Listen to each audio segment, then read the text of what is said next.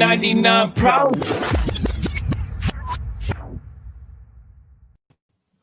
Hey everyone, it's Jerry at the Fledge. Welcome to another episode of Not Every Damn Day, another episode of 99 Problems, but a pitch ain't one. See, doing something every damn day makes you get used to it. So another shout out to our show that airs every day at 2 p.m. We've got some exciting pitches for you today. We've got a new format that we're using with the StreamYard and all of that. So welcome everybody. I'll get them on screen in a little bit. And I just want to go through a couple of basics real quick. You know, we always do a shout out to Black Lives Matter. We're going to keep that in the feed.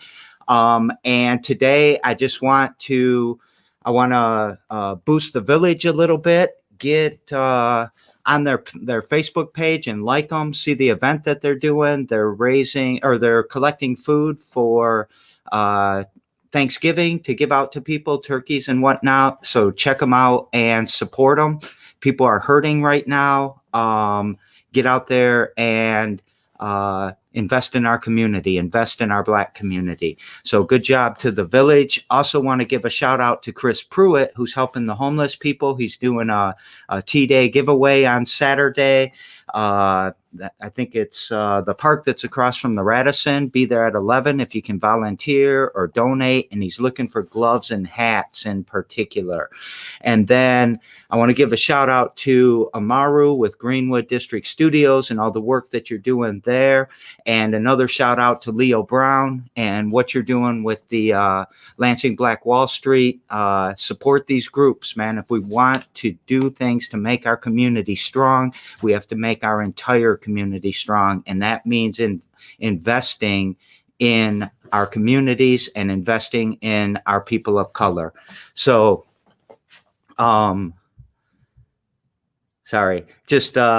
the village just said that they'll be collecting food all day today. So anytime, if you can drop a turkey off, they're only like $6 at Meyer right now.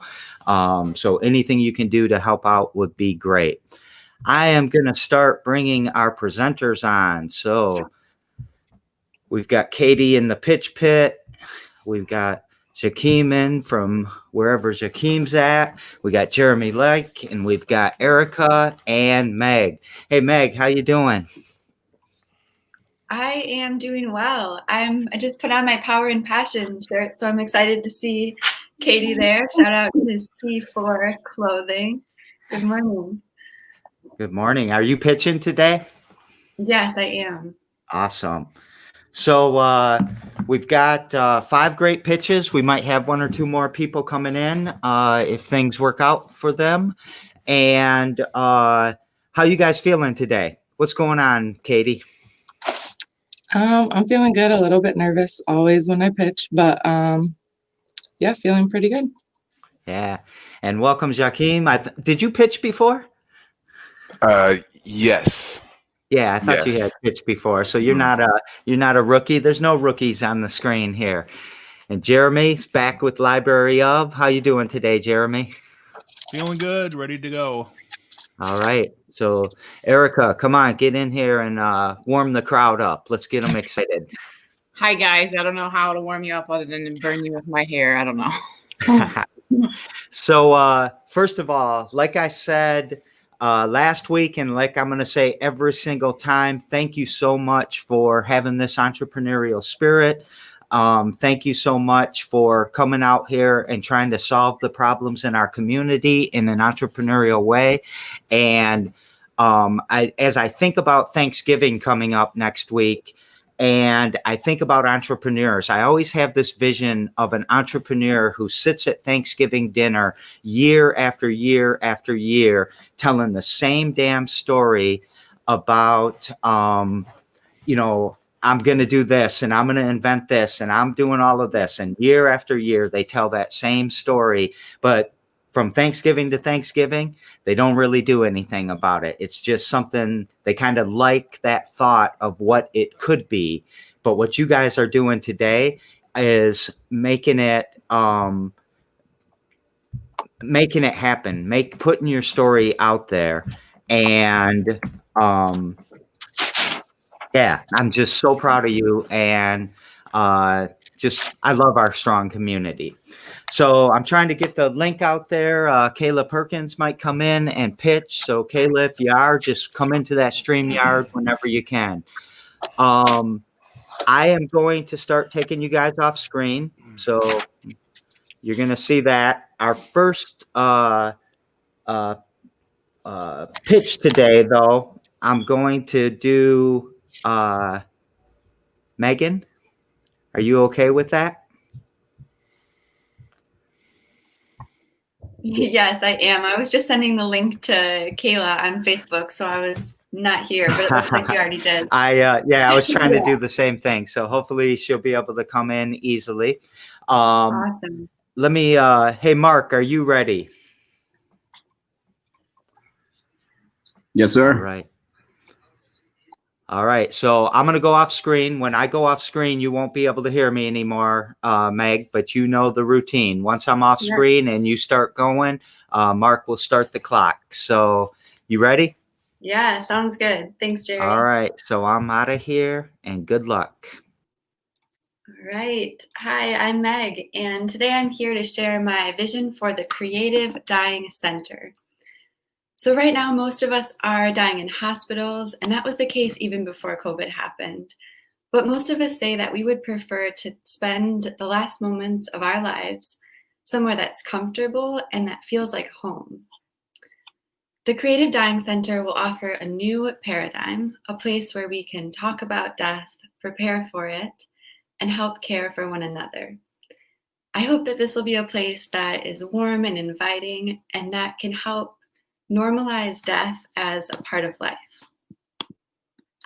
At the Creative Dying Center, we'll offer high-quality palliative care alongside opportunities for healing, like meditation, art, connection with nature, and strong relationships. We'll also facilitate intentional experiences with psychedelics like psilocybin and MDMA, which can transform the way that we relate to life and to death.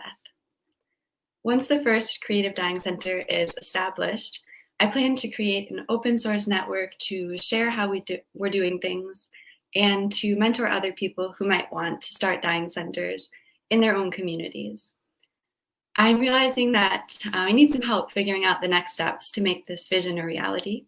So if I win today, I would love to hire a consultant from OT Consultancy to help me figure out the next steps. And if you're interested, you can find us at creativedying.org. Thank you so much. All right. Nice job, Meg. I'm going to just take you off real quick. If that's all right, we'll come back for questions from the crowd in a little bit. So next on the screen, I'm putting you up, Erica.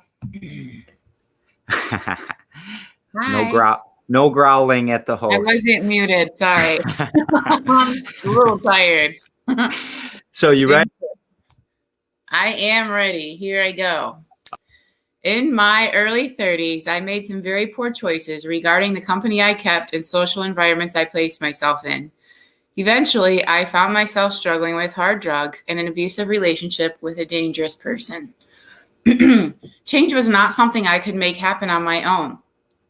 I sought help from my intense mental and emotional issues from several support groups, agencies, and organizations. None of these roads led to effective support. Most of the people that should have helped me failed to follow through with their responsibilities, and some of them outright betrayed me. These painful and frustrating experiences proved to be an invaluable learning opportunity. I'm an intelligent and capable person, and I was dedicated and committed to changing my life.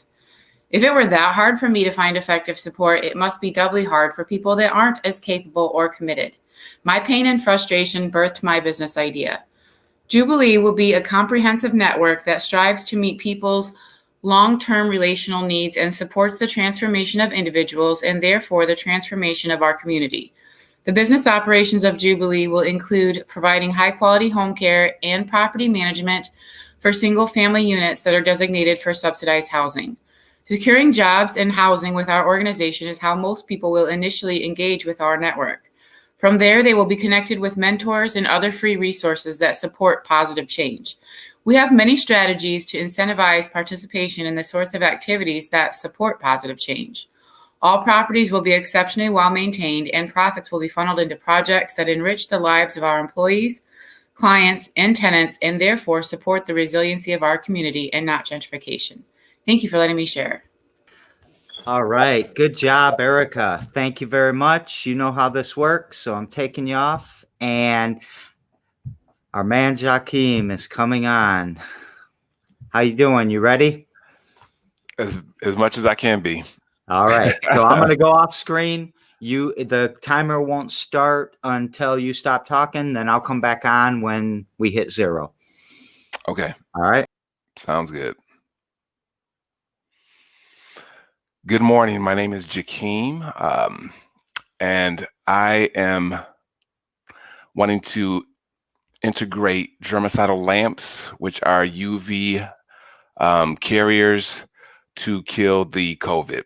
My idea is to integrate them in all parts and walks of life, whether it be the keypads at checkout or whether it be on your phone, where you have a flashlight in your phone, you have a germicidal lamp in there, you can actually disinfect and kill germs because the UV rays will kill germs. So if the keypads carried it, if the turnstiles or any public surfaces, bathrooms, whatever, have this integrated into their area or public surfaces, then theoretically that surface will be germ-free and COVID-free. Anyway, there's more information on this on my Facebook page. So my name is, let me see, right there. No, there. My name's there. So just go to my Facebook page. There's a video on it that's in a lot more details. But you can today start looking into germicidal lamps and integrating them into your everyday so that you're germ-free all around you. And with that being said, thank you for listening. Stay blessed, stay safe, and keep watching. Take care. Bye-bye. All right. Great job. Great job getting it down to 99 seconds. Coming in thinking it's going to be 5 minutes is a lot longer than what you actually had. So good job, man. Thank you. All right. Next, I'm bringing Jeremy on. Hey, Jeremy, you know the routine. Yeah, let's do this. All right. Let me get off screen and get out of your way. Hi, I'm Jeremy, and I'm the founder of the Library of Project. For all the great things libraries have done for society over the years, they're really struggling to retain their hold in the hearts and minds of the public during this trying time. The Library of Project was born out of the realization that there are some very real struggles going on right now as libraries try to grapple with an increasingly online world because they didn't have any other choice. Small town libraries are being especially hard hit right now, where they may not have the budget or the staff to start a YouTube channel or maintain more than a basic Facebook page. What the Library of Project is aiming to do is bring these libraries together in a virtual manner. Be able to find the best content that libraries with a YouTube presence have to offer, and offer a pathway to those smaller libraries to learn what they need to do to enhance their online presence and potentially add YouTube to their social media offerings with as low an investment as possible. If I win today, I will be using the money to help purchase the remaining pieces needed to build a dedicated website for this project to go along with the other social media that I have been working on. Thank you. 12 seconds left. You sure you don't want to use it? I'm good. All right. Good job, Jeremy. All right. Next on the screen is going to be Katie. Sorry. Got to get her off. You ready, Katie? I'm ready. All right. Let me just flip some things around. All right. Hi, I'm Katie, the founder of Power and Passion. And today I wanted to talk to you about our new project, Creating Conversations Clothing Company. So for a while now, but especially since the start of the stay-at-home order, and then even more so since George Floyd's death, I've been thinking about ways to speak out against the injustices of our world and have an impact on others while creating the change I want to see. Through that, Creating Conversations was born, with a mission to create that change and create these important conversations. We focus right now on prison reform, police brutality, racism, and the school to prison pipeline. We make an impact through every step of our process by hiring incarcerated artists and paying them, a livable regular wage like anyone else any other artist would get for the designs for our shirts. We also then donate 30% of our profits back to Black-led organizations in our community, making positive changes, and 20% to re-entry organizations, since that is our passion. Our shirts are meant to, create these conversations that then educate and make people really think about the beliefs that they've had and, the actual true facts about all of the injustices that our communities face every day. Thank you. Good job, Katie. 3, 2, 1. I gotta waste a little time because I'm not sure Kayla's ready. You there, Kayla Perkins? Gotcha. How you doing this morning? I'm good. How are you, Jerry? I am doing great. You ready to go? You know how this works? All right. I'm gonna take off and. All right. Hi, guys. My name is Kayla. I'm the founder of Coach Perky Fitness. So my business is founded upon me struggling with my insecurities, my weight, being able to discover myself, and I struggled with also mental wellness. So my business, I want to focus around being able to create a one-stop shop for people to come and not only work on their physical fitness, but their mental wellness as well. So my building would be able to host local businesses when it comes to mental and physical wellness, like therapists, life coach, personal trainers, and group training instructors, be able to use that platform to be able to showcase local businesses, but also creating a space where if you are low income to be able to get those resources. I plan to do with the money, be able to find a space to host personal training and also partner with nutritionalists and expand upon there. I feel like that is really important, especially with COVID hitting, focusing on mental wellness and physical wellness, because I feel like there's a negative connotation when it comes to mental wellness. So being able to create a diverse, safe space for people to get those resources and help is really needed in our community. And I would like to provide that space and a loving environment. And I hope that will make this community great. So you can find me at coachperkyfitness.com. Nice one. Nice one. So I'm going to bring everybody else on screen again. So we're all coming in here. Give me a second. And all right. You guys all did great. Everyone feel okay? All right. So we're going to move into a question and answer phase, and we'll see if the crowd chats any questions or not. We usually have this. I got it. Somebody's got a mute. I think it's you, Katie, and I think it's my fault. But what usually we have the Zoom meeting that's helping us. Yeah, I think it is you, Katie. Just for a minute, I'll keep you mute. Usually the Zoom meeting here is helping us. But we've got the crowd today. We're doing it a little different. So let's start out with, if anybody on this screen has a question that you'd like to ask another presenter, please do. Anyone?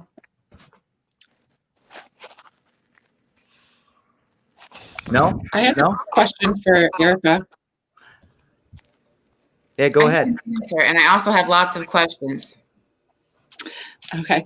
Erica, I was wondering, when you were talking about the subsidized housing, that you guys would, help manage and just make basically better than the subsidized housing that there currently is. Were you going to go, are you planning on going in and managing like already formed subsidized housing? Or are you planning on like doing whatever you have to do with the government to create new subsidized housing? Yes, the plan is single family homes, and also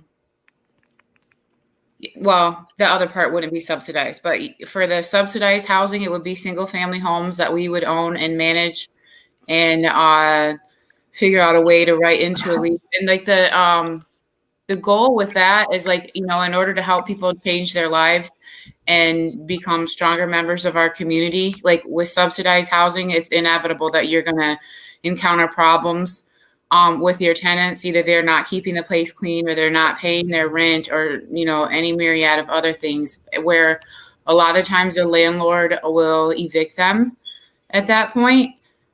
But I just think it would be a beautiful way to support people if, instead of evicting them, like, you stepped in and supported them and actually said,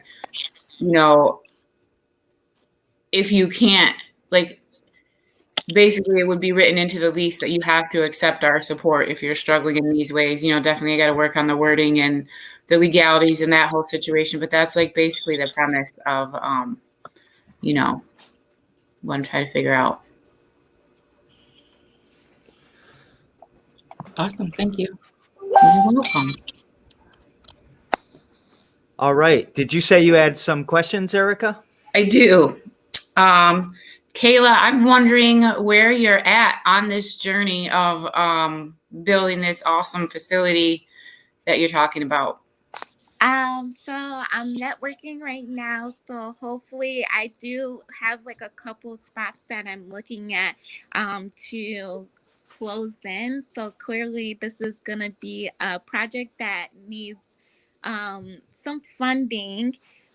Because if I want to partner with a lot of people that I hope this will be, and I want to hopefully make this into like a franchise so that could like expand into different areas. So I have to start off small. So I probably will start partnering with like one or two and then hopefully expand on that vision. So right now is finding a good spot.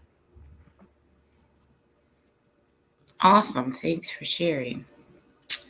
Megan, from your perspective, what's the downside of dying in a hospital? Oh goodness, there are so many. So first, it's a pretty sterile place. It's not aesthetically nice to be in.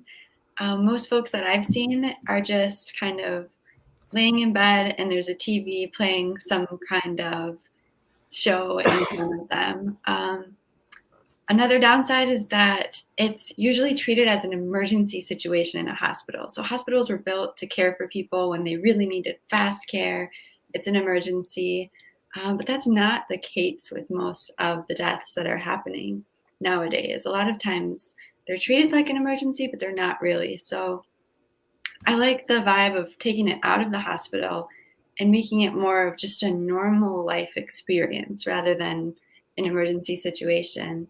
And even like a lot of people in the hospital, when they're going through a natural dying process, because of the emergency mindset, if someone is dying, oftentimes a team runs in and starts CPR and starts trying to save their life, when actually that causes more damage than if we were just to like hold a peaceful space, maybe like dim the lights, talk in soft voices. Like it's a totally different paradigm than the emergency structure that we have. And also folks don't have access to like seeing nature and having light stream in and having like the smell of cookies coming in, just like a space that is cozy to be in. So I think the physical structure matters a lot.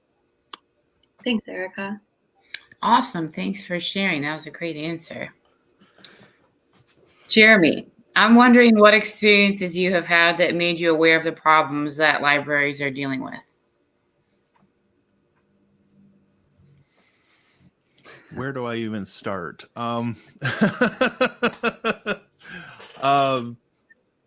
So it became apparent to me even before COVID hit. Working at a library, that there's this disconnect in a lot of smaller libraries, that don't have the means or knowledge to really engage on social media. And so that started me thinking about this whole thing. And with COVID, it just kind of sped things up because, the libraries were all forced into an online environment, trying to reinvent their programming, which, in some cases is difficult to do because some libraries do a lot of craft type project programming for their patrons, and that doesn't really translate well into an online world. So, it's all these little things that have sort of culminated together to,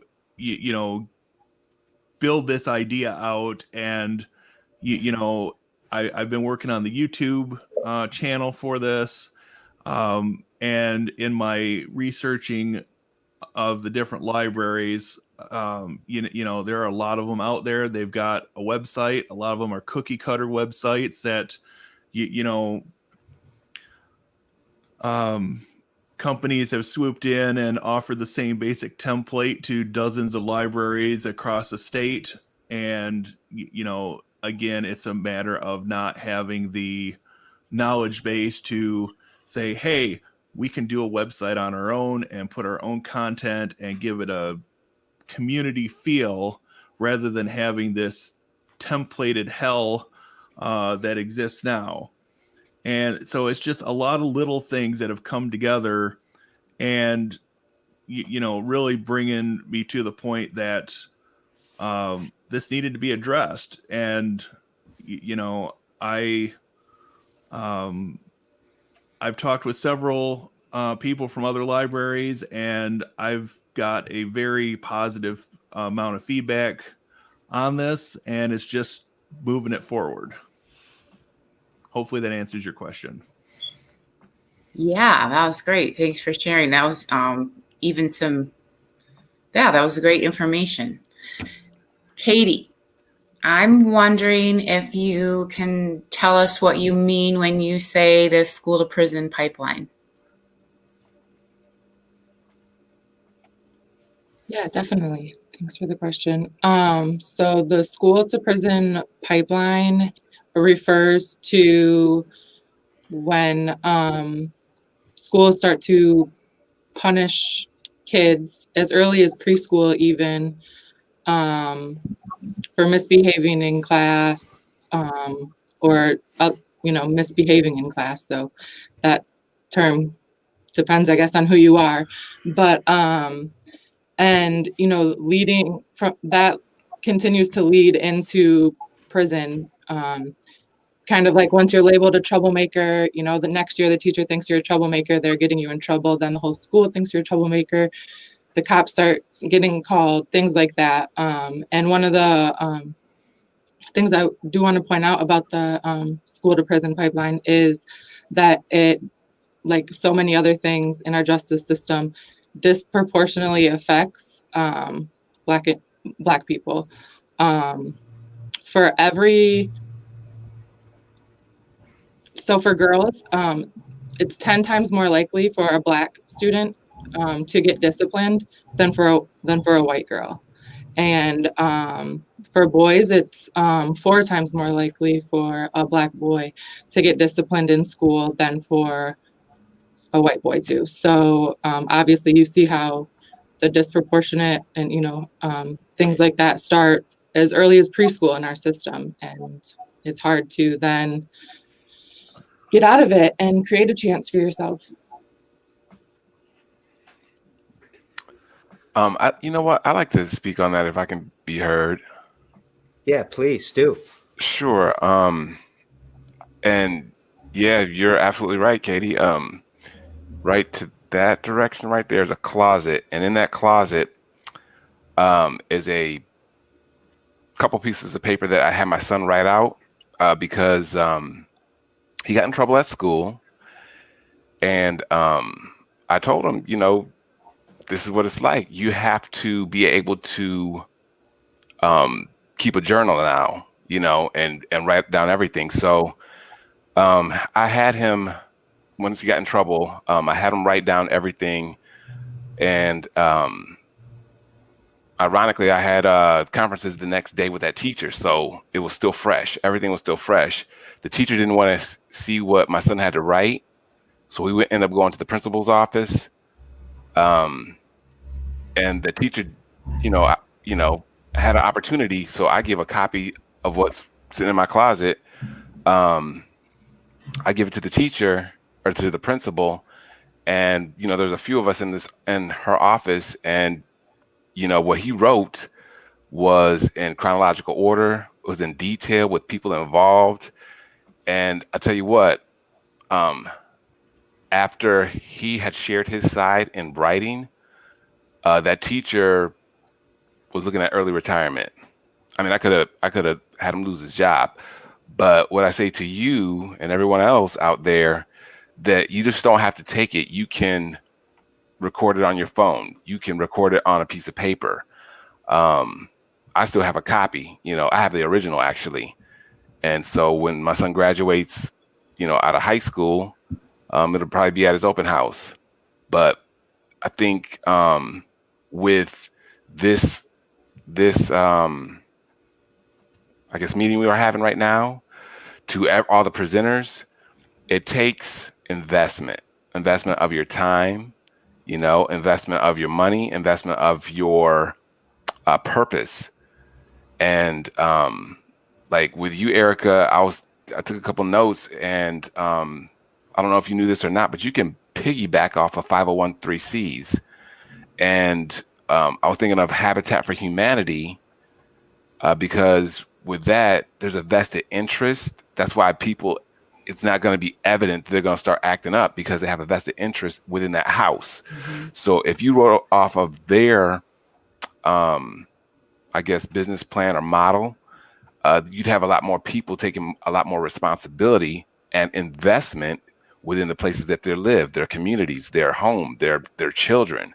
I mean, my son, even though he was labeled at trouble, and this was when he was in the 6th grade.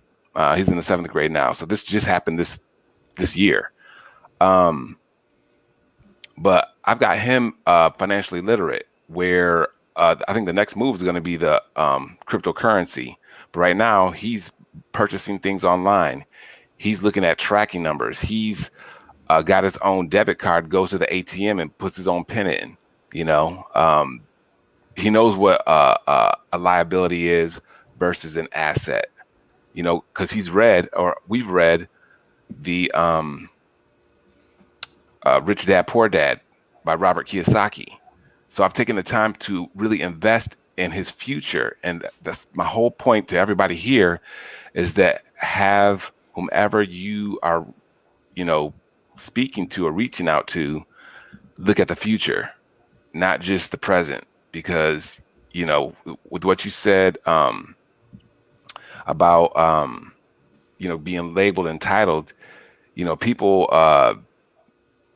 psychologically will take that with them wherever they go, no matter what that title is. And as entrepreneurs, we're one to kind of rewrite the clean slate, for something new, something inventive, something creative, so that people have an opportunity to take advantage of the new.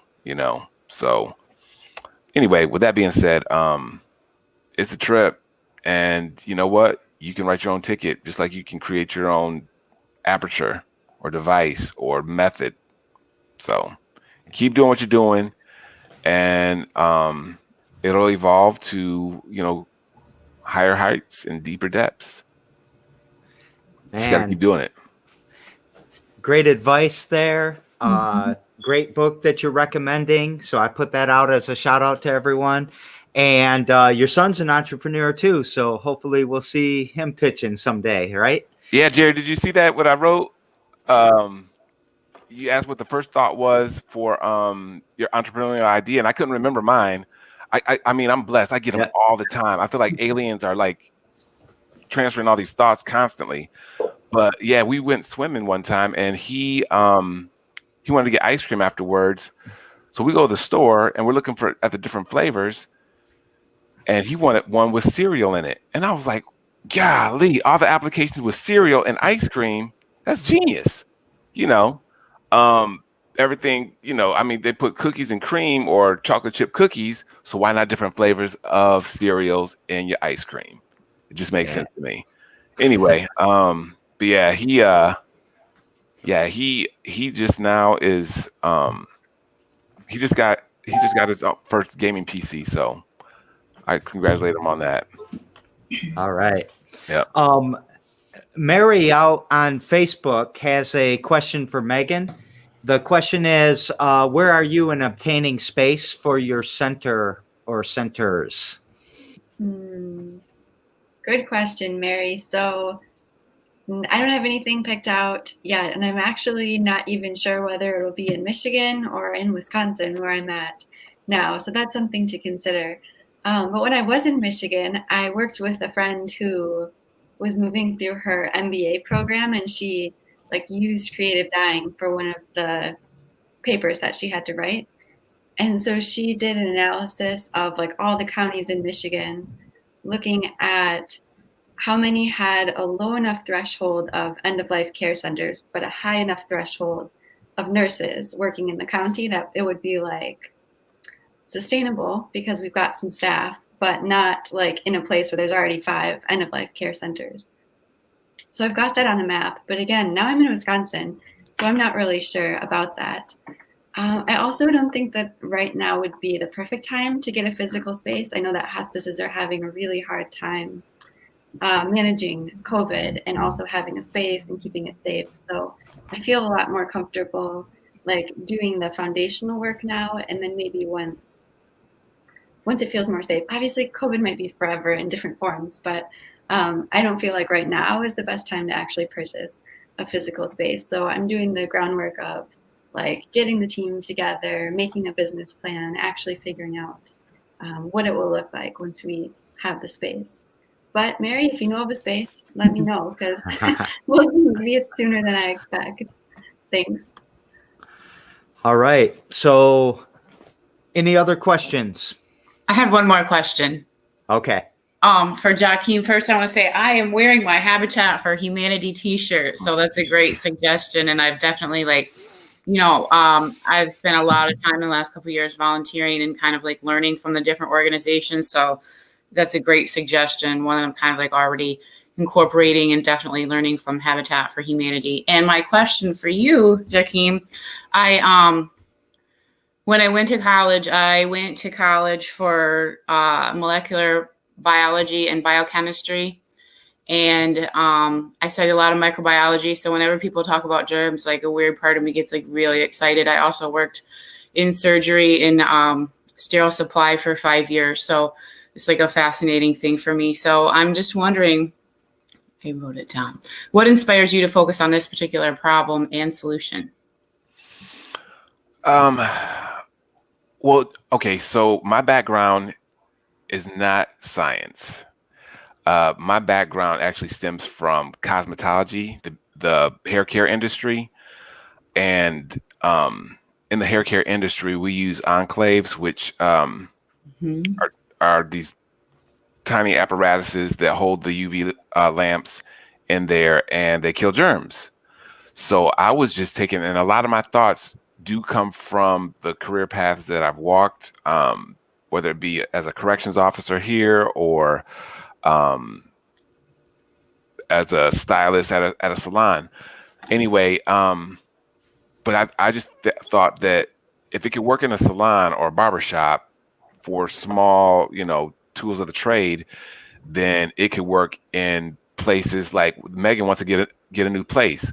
Now, I would do a build out, and that would involve having UV lamps, so those germs could be killed.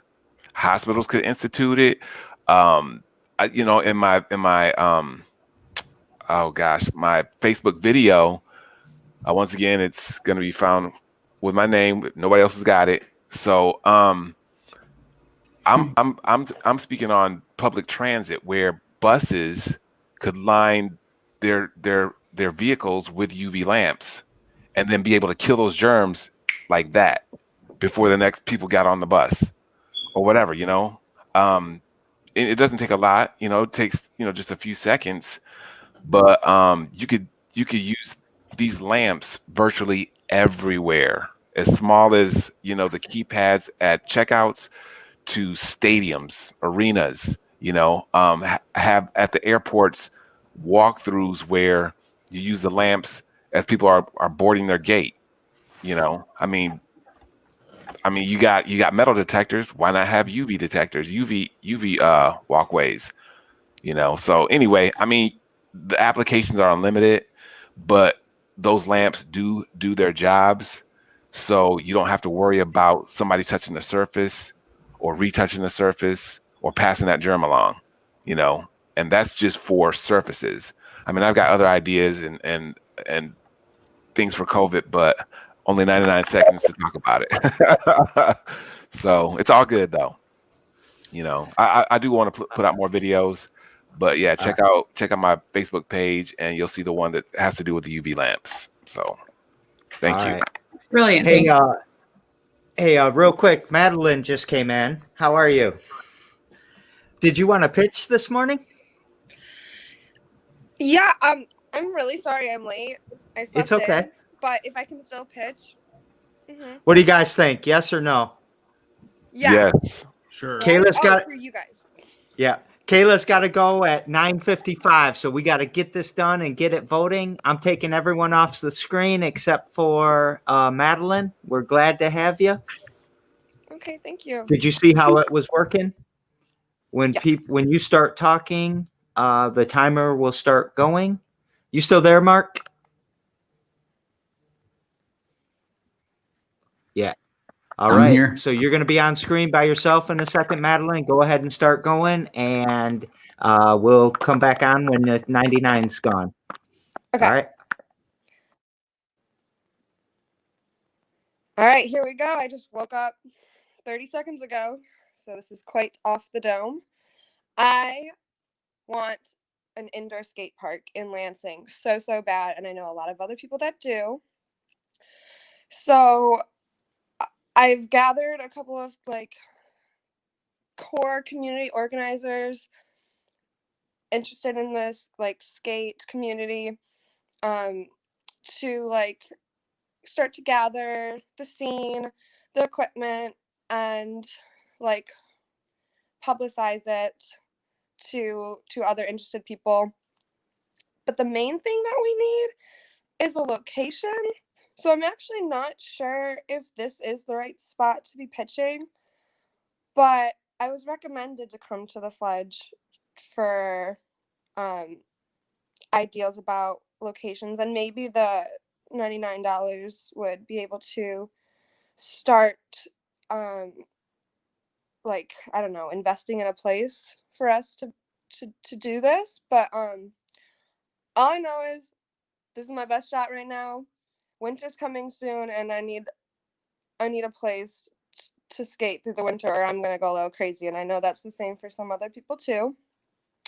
And the best part right now about the skate community in Lansing is it's really growing, and there's like, for example, girl skate session, or like girl, queer, non-binary, people of color sessions that happen every Friday 3 to 5 at Ranny's. So it's happening today. So come visit us if you want and talk more about this idea with me.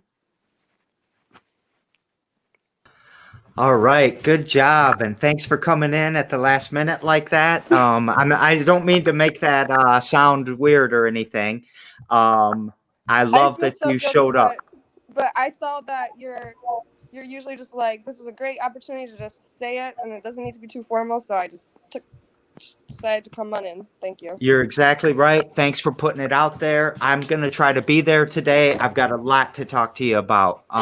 Yay! So thanks. we'll see. I'll see if I can come up there today. Cool. um, It'll be great if my board's here. I don't know if Ooh, it is. awesome. So we'll find it.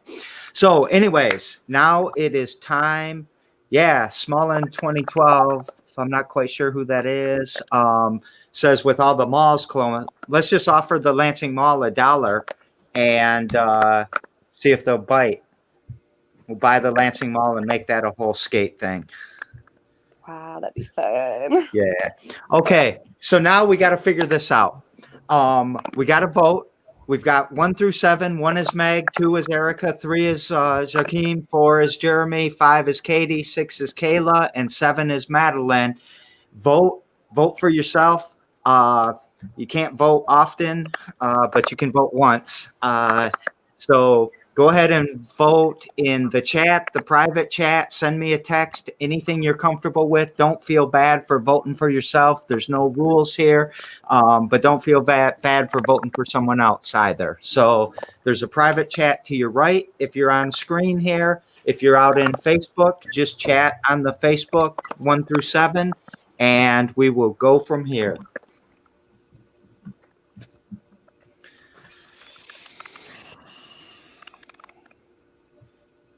I don't know how we're doing.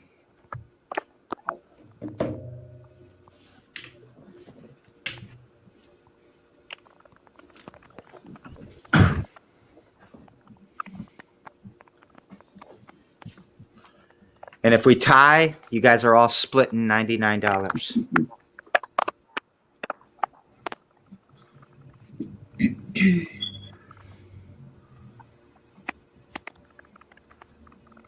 How we doing? Did everyone vote? Again, don't feel bad. Oh, we lost Madeline. That's okay. We'll get her if she wins for sure.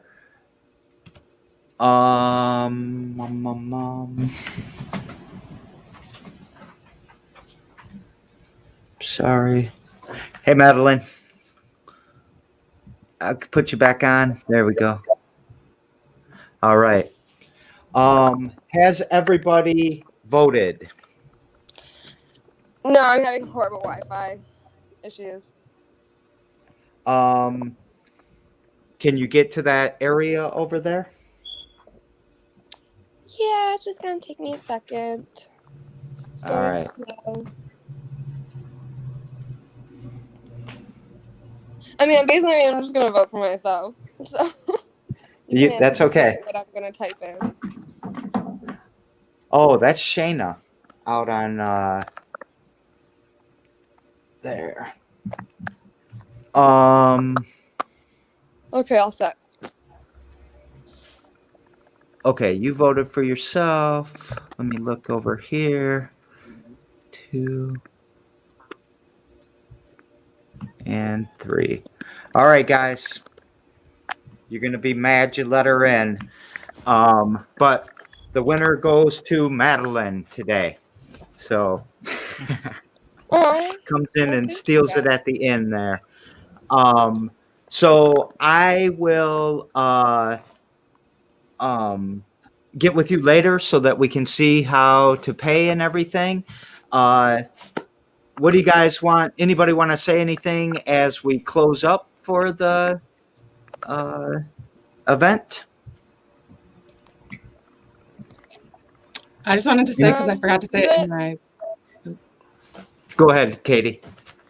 pitch. If you want to check out our clothes, it's at creatingconversationsclothingcompany.com. Oh, good job.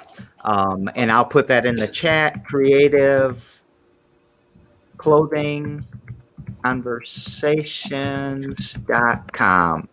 Anything else, guys? Oops. Creating. It's Creating Clothing Conversations. You type it in the comments. Can you do that? Not in the private comments, in the public ones, so people can go out. They're perfect gifts. They look incredible. Okay. All of that. So, anyways, that is another episode of Every Damn Day. Thank you so much for the 7 people who pitched. This is incredible. And I'm going to take us out with our intro. So it's an outro now. So love you all. Thanks for coming and pitching. I'll talk to you all really soon. Every damn day, today at 2:00. Come watch it.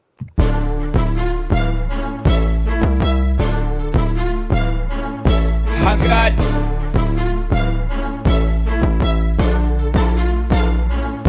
I've got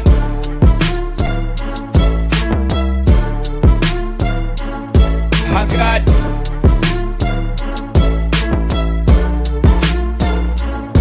I've got 99 problems.